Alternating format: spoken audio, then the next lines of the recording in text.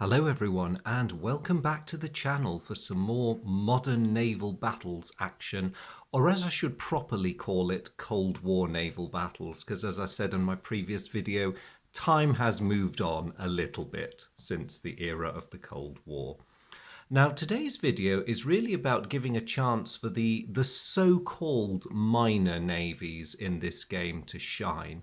In the original game, the main hitters were, of course, the United States and the Soviet Union, and primarily Russian navies, really.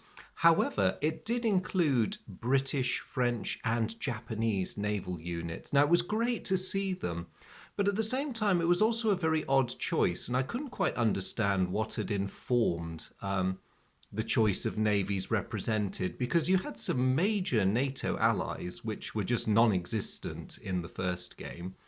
And it wasn't simply a matter of just including allies of the United States that were nuclear capable or had nuclear units within their fleets, because Japan was there. And you know, she possessed no nuclear units in her lineup, so it was a bit unusual.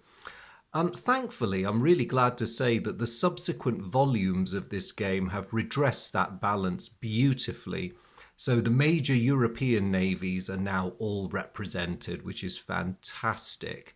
I think China could probably do with being addressed, but you know, this is a game set in the 1980s after all, so I understand why they've drawn the line where they have. And so today's video came about because I had an interesting brief bit of correspondence with a gentleman who, hailing from Italy himself, would quite like to see the Italian naval units in action. So I got onto the Relative Range website because I don't actually own the physical volume. I think it's volume 3, Reinforcements. And downloaded the cards. I haven't downloaded all of the Italian Navy cards, just a small task force that you can see here. And if any of you want to do this, I know I've addressed this in my first video on the Cold War Naval Battles series, but if you go back to the link in my first video, which has will take you to the Relative Range website, you can download this game and all of its expansions completely free of charge. And if you don't mind a lot of legwork with, you know, paper, scissors, card and glue, and a lot of patience, you can assemble the entire game, all of its add-ons. It's a really wonderful resource. So what have we got here? Well, the other day I was reading an interesting article about the escape of the battlecruiser Goeben during the First World War, when they had their epic dash through lots of hostile forces in the Mediterranean to get to the uncertain safety of the Ottoman Empire. And that inspired me to think, well, what would have happened if there had been a hypothetical war in the 1980s? Both sides would have been aware of the tensions, but their fleets would have still been going about their business. And so I hypothesized that we've got a Russian naval force which is really out on a dual mission. They're doing a bit of anti-submarine training, which is why they're quite unbalanced. It's all surface vessels, and they've got a tame Foxtrot class submarine with them just to, you know, give their skills a bit of a brush up. But it's also the fairly standard showing the flag exercise. You visit foreign ports, you remind them that the Soviet Union is a thing and that one day global communism will be a reality. In the vicinity, you have a significant, if small, task force from the Italian Navy who are also out on an exercise, but theirs is very different. There's an element of anti-submarine to what they're doing, but they're also doing a larger scale set of exercises involving a missile cruiser and the aircraft carrier, the Giuseppe Garibaldi. So everyone's doing their thing. I mean, of course, the Italians with their prestige ships out will be flying the flag every bit as much as the Soviets are. Then the balloon goes up and war is declared. And while both sides have perhaps been expecting this, everyone is slightly caught on the hop. For this unbalanced Soviet task force, the most immediate priority is to fall back to the Eastern Mediterranean. Now, whether that's to hope that Turkey is remaining neutral and will let them scuttle back through into the Black Sea, highly unlikely, or whether Soviet naval units are successfully trying to stage a breakout. Either way, safety lies eastwards, and that's where this force is going to go.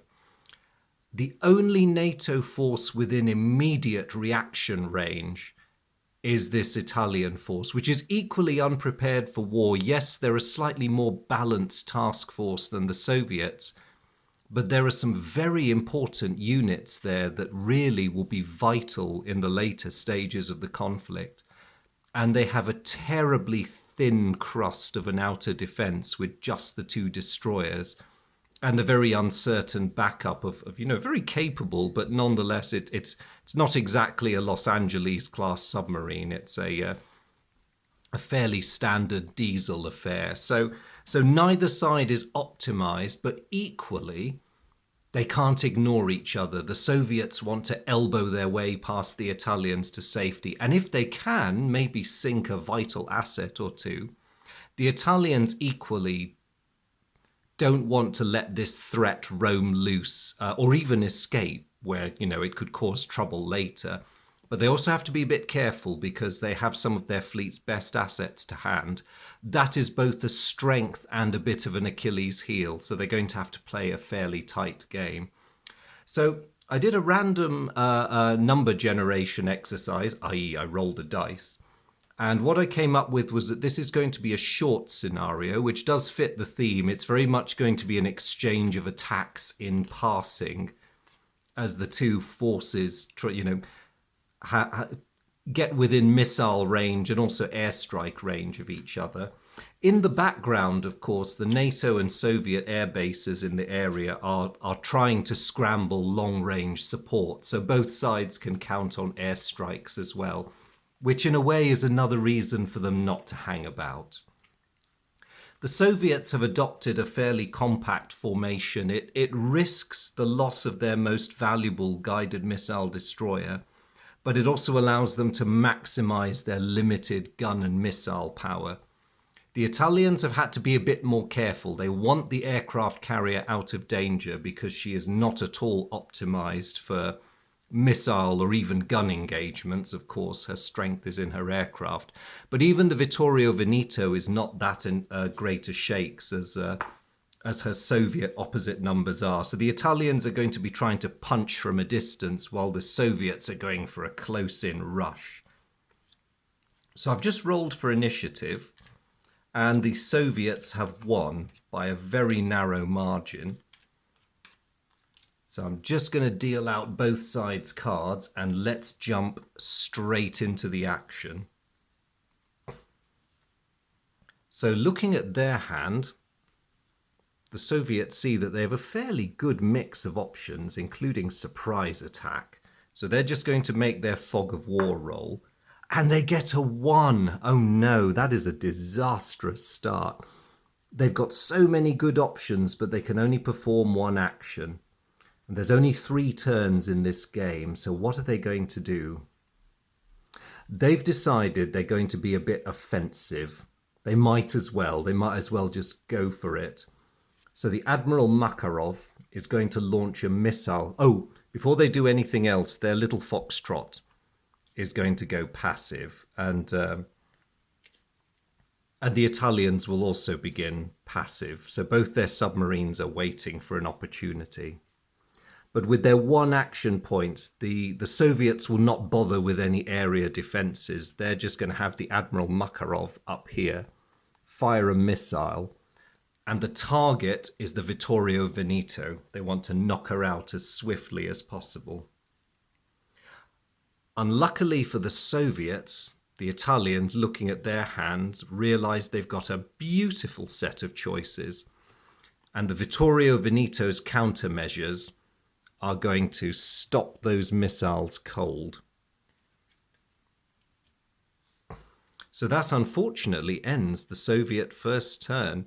They tried to get their kick in. It didn't work. So they've just got to grit their teeth, and doubly so because that card is useless to them. Over to the Italians. They get a 6 on their fog of war roll. So NATO's command and control systems are clearly everything they should be. So what are they going to do? They can afford to play defensively. They have no missile strike cards, so what they're going to do is they're going to invest in face down area defense cards. Now I say face down, but I'm going to play these face up because I'm solitairing this. So first action point goes to providing air cover for the force.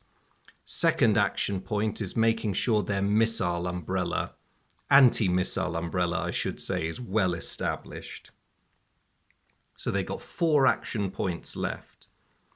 They're next going to sink 2 action points into land-based airstrikes, and they're going to commit them against the Krivat-class frigate and the Admiral Makarov. So that's 4 points spent, 2 remaining.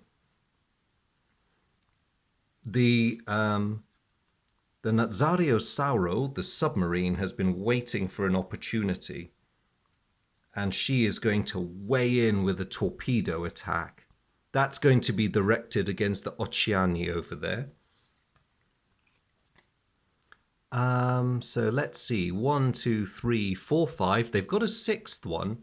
For their 6th attack, they're going to commit an airstrike from the Garibaldi, and that is going to target another of the Soviet front row, the Subrazitelny. And that will be it. The Italians will hold off with that. So there is a lot of firepower rumbling in at the Soviets, or should I say streaking into the Soviets. And in something of a panic, they look desperately at their hand to see what can be done. Right, well, one of them is obvious. Evasive maneuvers on the part of the Oceani is going to get rid of that torpedo attack. But what are they going to do about all these airstrikes? Well, they do have in their hand this card. Now, unfortunately, because they didn't have the action points to put this down as an area defense, it can only knock off one of the incoming air attacks.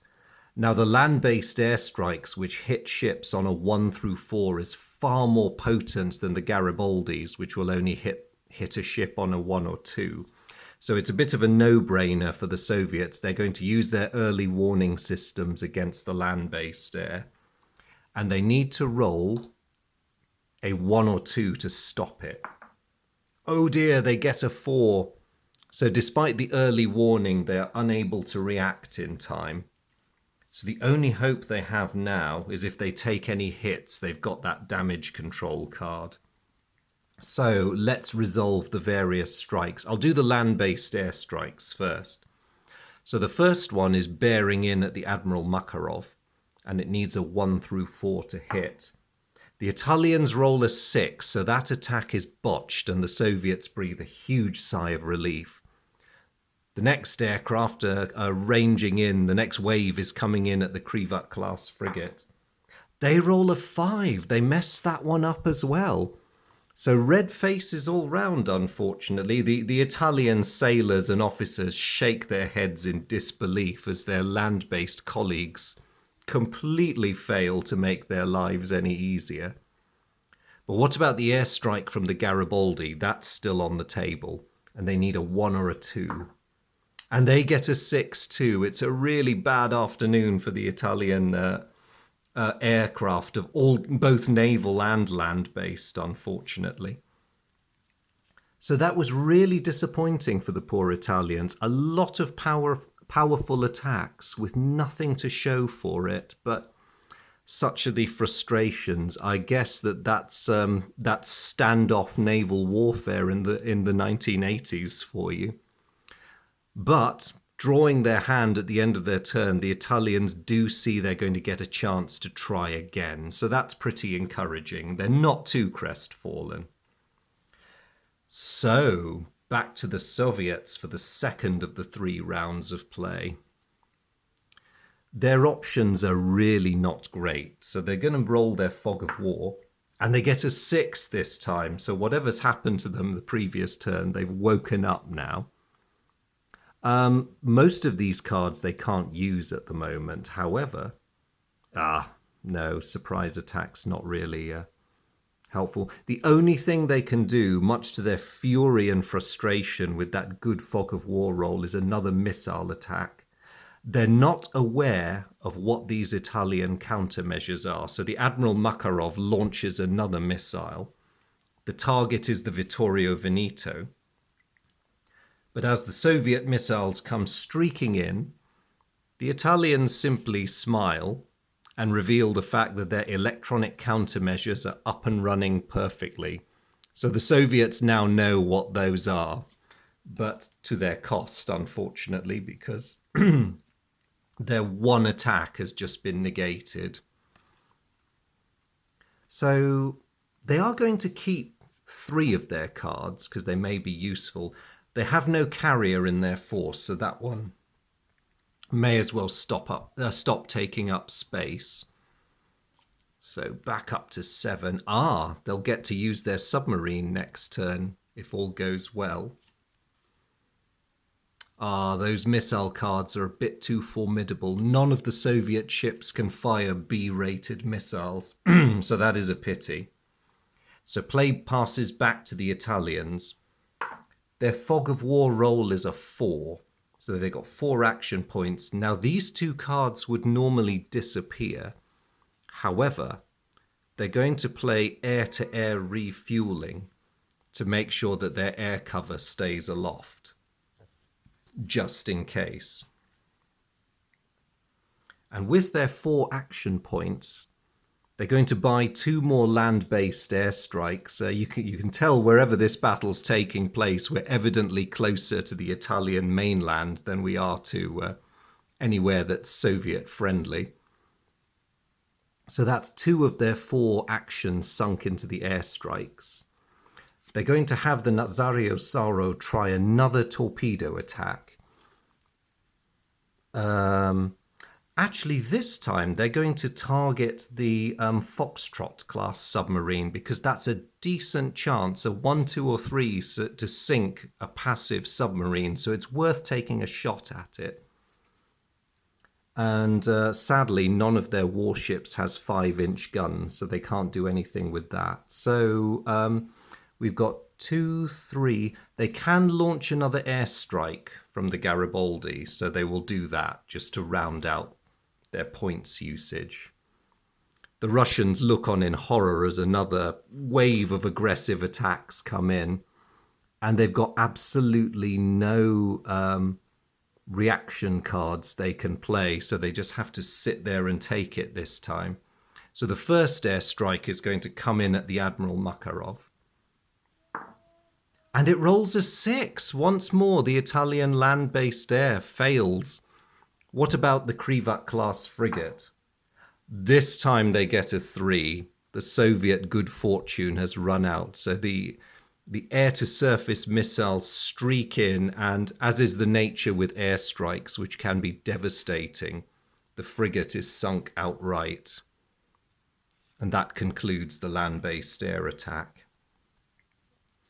I'll do the strike from the Garibaldi next, because that was coming in at the guided missile destroyer Subratzitelny. Now they need to roll a 1 or a 2. They get a 6, so that's an ineffective attack. It's broken off. Lastly, we have the torpedo attack, submarine to submarine. The Foxtrot is trying to stay quiet and cannot react. And the Italians needed a 1, 2, or 3, but they rolled a 5. Once more, they've had a terrible bit of bad luck there. They've had amazing cards, but the execution has been somewhat lacking. So the torpedo misses. Evidently, the passive the passive defense and the ECM on the Foxtrot is well up to the job. So, I just remembered something. Apologies, everyone. The Krivak is not sunk because the Soviets had that in their hand. So the Italian strike did go through, but the Krivak was not damaged badly enough for the effects to be lethal. Her damage control teams were on top of it after all. So again, the Italians have had a really frustrating turn where loads of ordnance and has been chucked at the Soviet force, but nothing really to show for it. So at the end of that turn, the Italians are going to discard that card, which they cannot play, and they'll just top their hand up. Ooh, their submarine's going to be busy on the final turn, and they've been very fortunate with the land-based airstrikes. They've been much more fortunate in terms of the cards they have in hand than the Soviet players has been. And so now we get to the final turn of the game.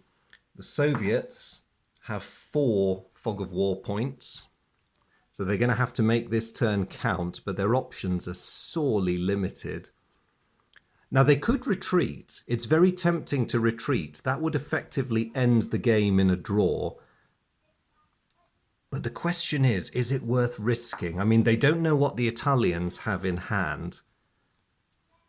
And all they can do is launch a torpedo attack from their submarine. But they do have surprise attacks, so maybe this is worth it. They're going to go for it. They're going to play surprise attack, which means there's no defense the Italians have against a submarine attack. And just for the pure gesture value of it, the Foxtrot is going to launch a torpedo against the Giuseppe Garibaldi. The only thing the Italians can do, much to the Soviets' dismay, is play that card. So the attack goes in. It's a superbly executed submarine attack, particularly for a diesel. But the Italian damage control is on the ball, and the damage is quickly localized and doesn't affect the ship's combat capability at all. So that, unfortunately, brings the Soviet turn to an end. Now, they can't use any of these defensively, so they're going to ditch the entire lot and hope that they get the defense cards that will allow them to survive the final turns. Italian retribution.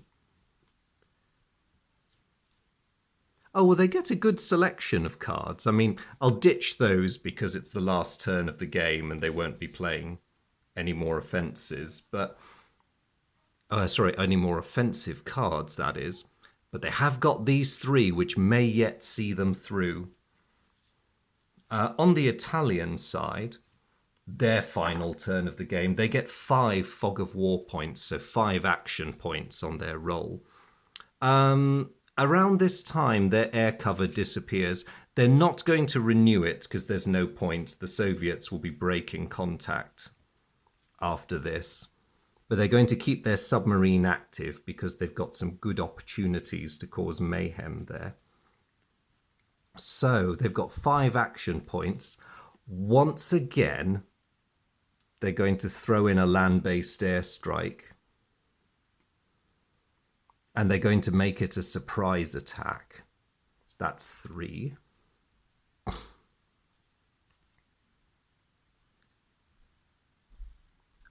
They can only launch 1 attack from their submarine, so they're going to... They can't sink the frigate... they can't sink the destroyer Oceani this turn, but they can sink the Foxtrot, so their submarine's going to go for that. So... And they still have 1 more point to play with, so they're going to launch an airstrike from the Garibaldi. So first 2 airstrikes in keeping with the pattern will target those 2 ships, and the airstrike from the Garibaldi will hit that one. So yes, they're quite happy with that. What are the Soviets going to do on this final turn? Well, they are going to be absolute aces. They are going to, first of all, use evasive maneuvers to get rid of the torpedo attack. Now, unfortunately, the surprise attack prevents them from using their land-based air cover. That is a real shame because it would have given them a good chance of knocking down one of those attacks. All they can do is pray that the Italians roll consistently and keep missing their ships. So here comes the first land-based airstrike against the Admiral Makarov.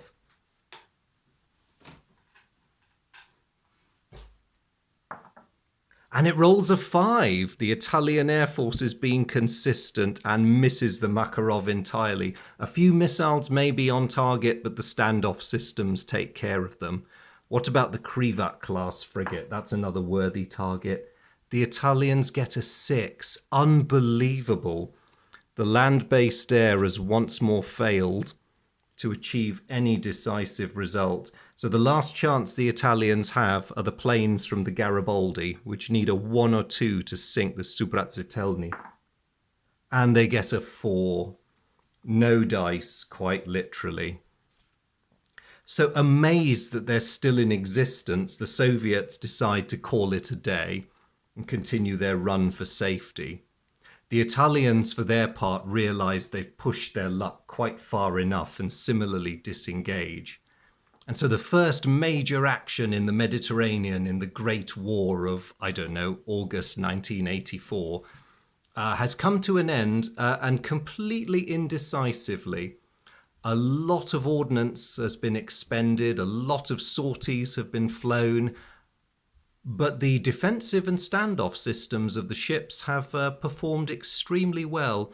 Awkward questions may also have to be asked about the effectiveness of both sides' offensive equipment, and I can think of at least a few personnel among Italy's air forces, the land-based air force, which may have to do a bit of they may have to do a bit of soul searching over what's happened today.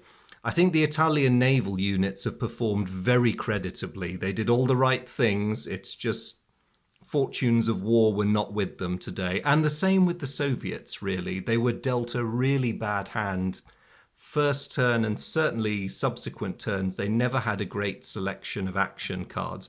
But they made the best of what they had. And most importantly, they came out of it with their entire force intact. So I hope that's been an enjoyable look at how the, so I hesitate to use the word minor powers perform in modern naval battles, because, I mean, there's nothing minor about them other than their numbers. In terms of their combat capabilities, they're pretty decent. And I hope that's been a fun and tense run through of a short engagement at sea. If you do have any comments, queries, suggestions, or any other aspects of this really excellent game you'd like to see, please do let me know. But as always, it just remains for me to say a huge thank you to all of you who've been following this series. I really appreciate your company on these videos, and I really look forward to seeing you all in the next one. Take care, and thank you for tuning in. Bye.